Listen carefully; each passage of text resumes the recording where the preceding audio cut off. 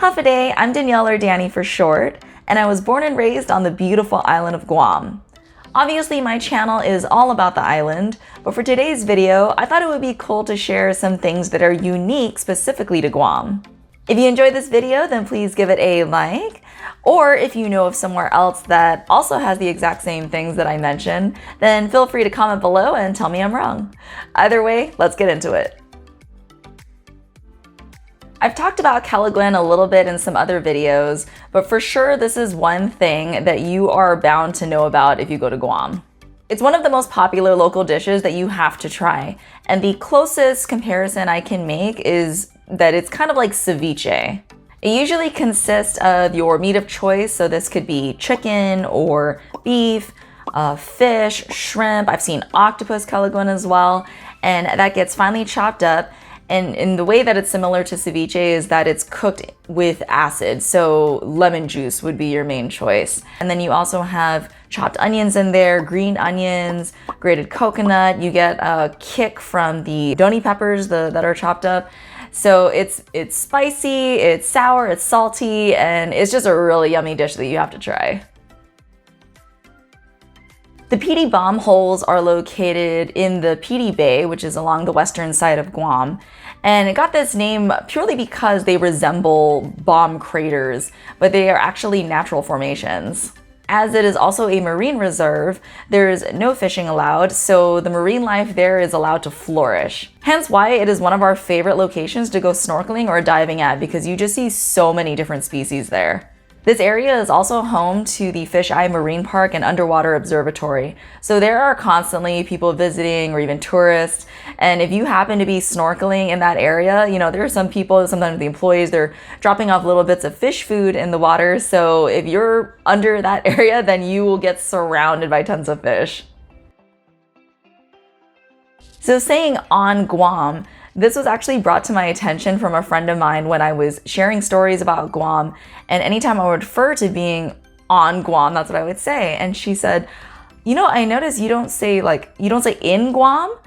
And I was like, oh, you know what? I guess not. You know how you would say like, oh, back in Canada or back in Spain. But for Guam, I guess maybe because it's an island, we refer to just being on that island, you know? And the same thing when traveling abroad, we don't say like traveling out of state or traveling out of the country. We say going off island. Anybody who has lived on Guam for a good while and has fallen in love with the island life can definitely say they are living that good life. And one thing for sure that I know a lot of Guamanians like to say is good, but they'll spell it out as GU, like the abbreviation for Guam, and put the lowercase d on the bottom for good life. I've also incorporated it in one of my designs in my merch shop, so if you want to check that out, I'll leave the link below. Now this is definitely something that I haven't seen anywhere else, so let me know if this is practiced in other cultures.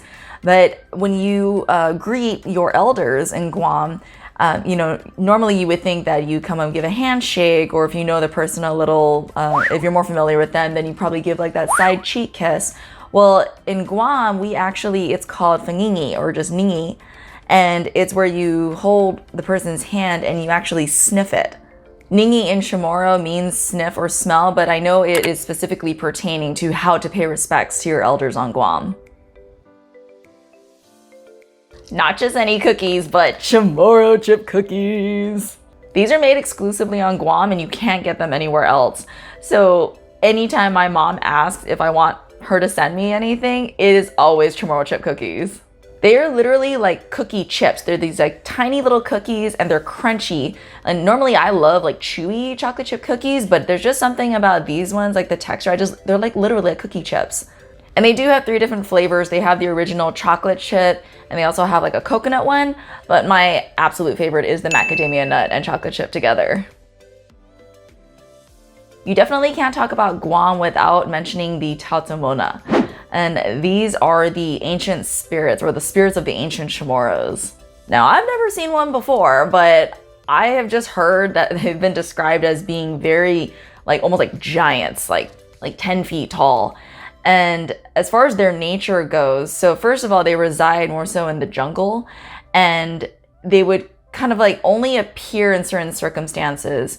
So they would appear in a friendly manner if they knew that somebody needed help. Also, on the flip side, they would appear but in an aggressive manner if they sensed you were being disrespectful towards the island. Like if you're ever to go into the jungles on Guam, like go on a hike or go boonie stomping, you'll definitely hear from the locals that you need to ask permission, and they're referring to asking permission from these spirits.